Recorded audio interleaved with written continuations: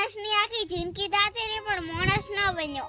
જન્મો એટલે મા બાપનો છોકરો બન્યો. પછી મુમાની ઘરે જોયો એટલે ભણ જ બન્યો. પાછા ઘરે આયા એટલે હતા ઈ મોટા છાર ને ભણવા મેચ્યા એટલે નેહાળીઓ બન્યા.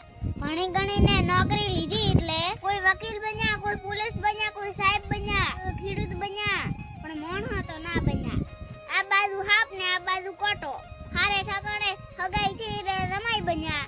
12 મહિના હગાઈ રી, બે હગા ભેળા છે, વિવાહ કરશો પા કે બોલાયા મહારાજ ને ગઢાયા મુરત એટલે લાડો બન્યા. બેણાઈન ઘરે લાયા ને 2-3 છોકરા છે એટલે બાપો બન્યા. વરે છોકરા મોટા છે, હારે ઠકાણે હગાઈ કરી તો વેવાઈ છે. વરે છોકરો બેણાઈન ઘરે લાયો, ઘરમાં વહુ આવી તો હારો બન્યા. વરે છોકરાના છોકરા મોટા છે એટલે દાદા બન્યા. એક દાડા બેઠા હતા ને દાબીને થયો હા તો ટેડ જઈ જાતા રહ્યા. તો ચીડે દાદા ભૂપાને બોલાયો તો કે તમારો